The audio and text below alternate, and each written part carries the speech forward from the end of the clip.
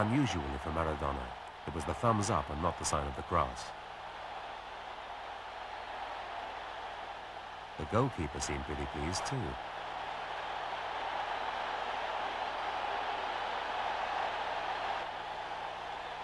Defeat now could not be contemplated.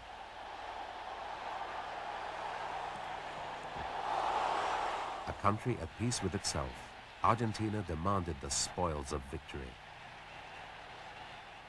It was the second half that proved to be one of the most exhilarating and heart-stopping 45 minutes ever played on a World Cup stage. Bilardo bullied his men forward from the touchline. Their response was immediate and exact.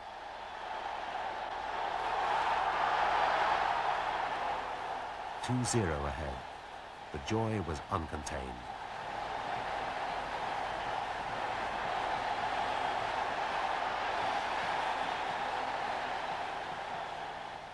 Yet Bilardo knew that while there was time on the clock, the German team would never surrender.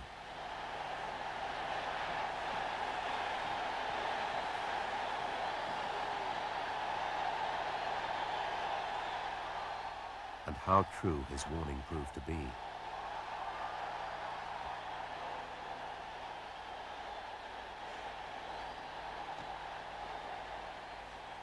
A corner from the left was defended badly, and the German fighters had pulled a goal back. Maradona looked anxious, then drove his side forward by example, the way a captain should.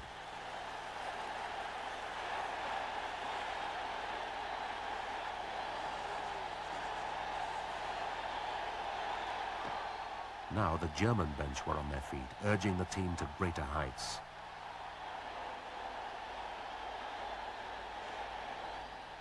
If medals were awarded for effort, then this German side would certainly have been decorated.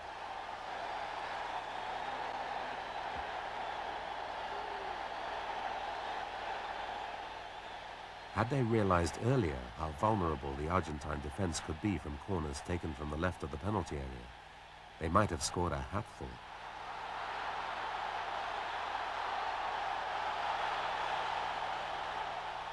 In the event, they scored an equalizing goal, while the Argentine defense was sickened by their own lack of discipline.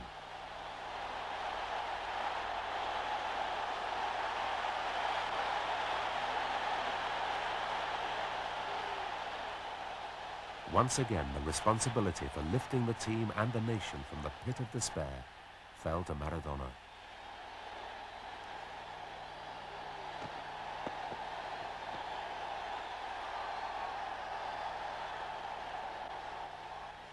A pass of brilliant vision set a teammate free and into space. The finish was the material of Hollywood.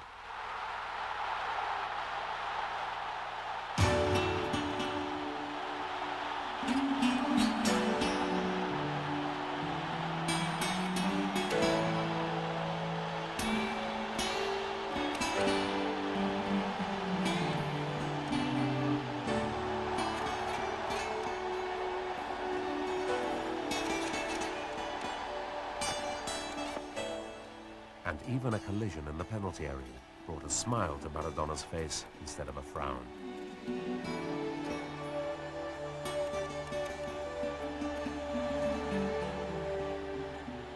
And so to that final whistle.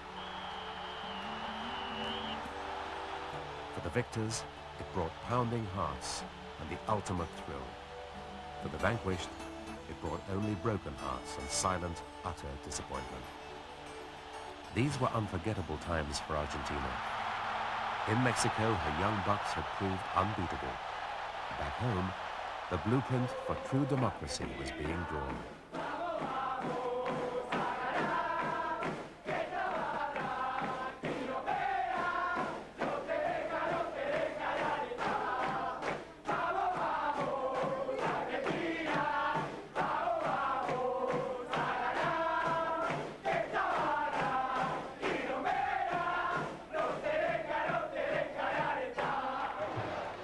After 1986, the Maradona caravan returned to Europe and Naples. The World Cup had given him the status of a superstar captain, and the reception which greeted Maradona every time he wore the Napoli colours confirmed his stardom. During the opening match of the new season, the now familiar control, pace, strike and salute heralded the beginning of fresh glories to come.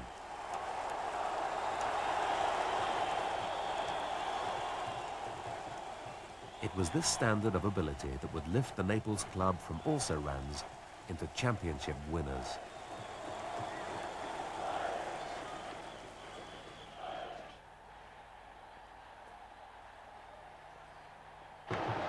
So confident were they in the ability of the little Argentinian to lead them to the Serie A title that the carnival lasted right up to the deciding fixture of the season.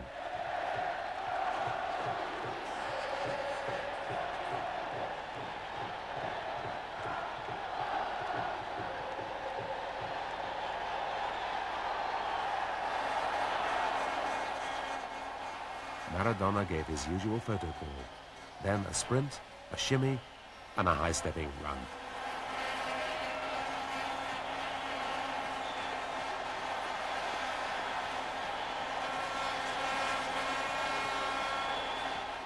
Tensions mounted as a Maradona free kick missed by a whisker. Napoli needed only a draw to secure the golden prize.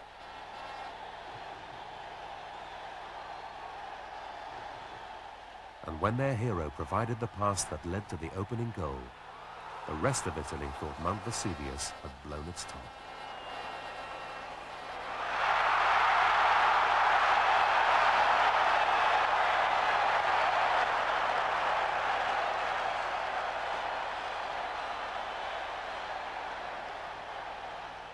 Ten minutes later, a refereeing decision, debated by Napoli in that usual contrary Italian manner, left them facing a free kick.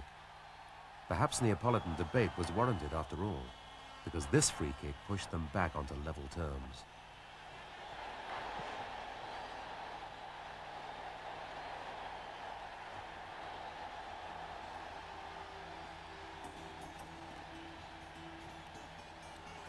Fortunately, at the final whistle, the score remained the same. Napoli were champions for the first time in their entire football history. The Napoli celebrations sent shudders thundering through the backbone of Italy, which registered on the Richter scale, particularly in Milan. And although Maradona and Napoli would win the championship again in 1990, the world would start to witness the gradual decline of this fabulous creature of football. The following season saw the south of Italy flocking to see the champions defend their title. It seemed that every man and boy wanted to be inside the San Paolo Stadium. However, this was not to be their year. Much to Neapolitan chagrin, this was to be the year of the Milanese.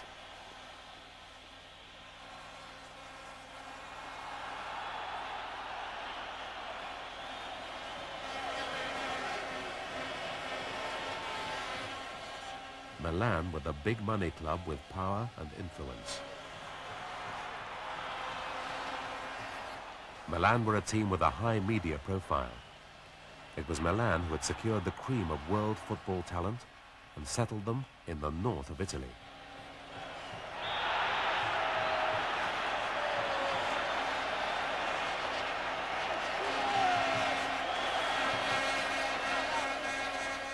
Even an incredible Maradona dead ball strike could not stem the flow of Naples' blood.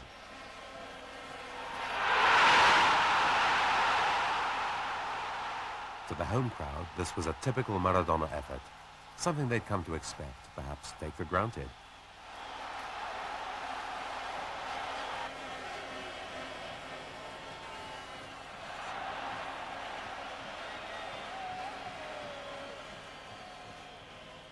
Milan were a team of thrilling potential, assembled together to become the most effective and the most successful in European football.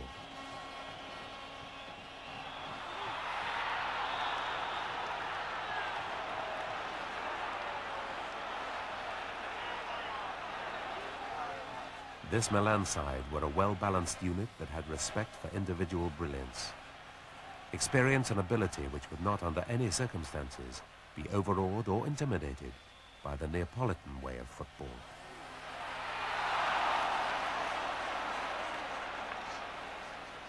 To all intents and purposes, it appeared that Napoli were trying their utmost to stop a Milan victory, and that nothing could prevent the red and black stripes moving forward with resolution and absolute confidence in their destiny.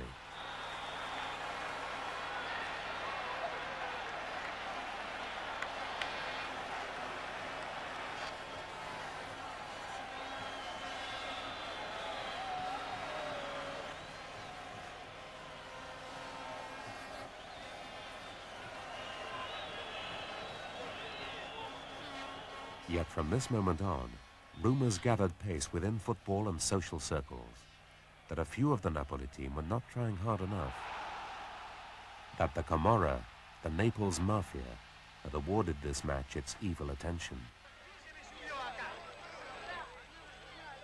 In 1989, Claudia Villafan made her way into the Most Holy Sacrament Basilica, Buenos Aires. Diego Maradona was waiting for her at the altar.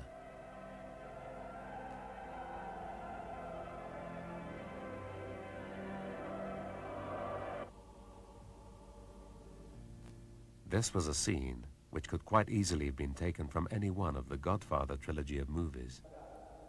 A $1 million wedding.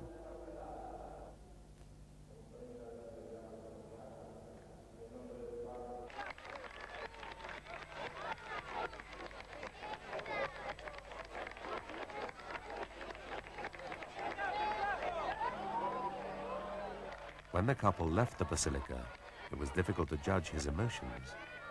Then, he smiled.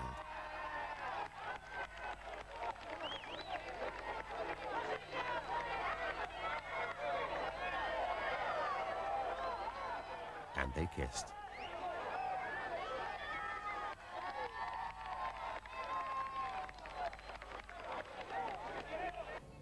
The wedding reception, too, was on the grand scale. 200 guests, including his Napoli teammates, were flown over to Buenos Aires on a chartered Boeing 747. The couple were to forsake an immediate honeymoon. Maradona, now beginning to show the signs of wear and tear, wanted to prepare himself for the 1990 World Cup. This was going to be the big one. Argentina were defending the championship in the arenas of Italy, Maradona's adopted homeland. From all outward appearances, Maradona looked fit and agile. Carlos Bilardo still reigned supreme. How could they fail? Yet when they played Cameroon, the men from Africa swarmed down like a green pestilence. This team, which was supposed to be easy prey, now soared to unimaginable heights, both in front of goal and in celebration.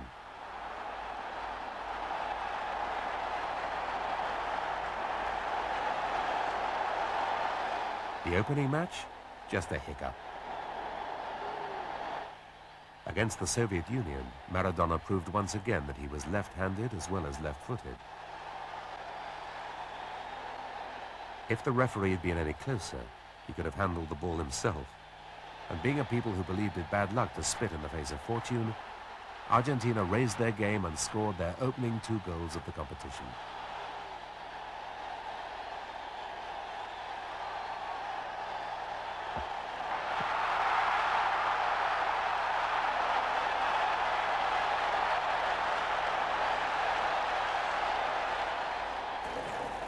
Football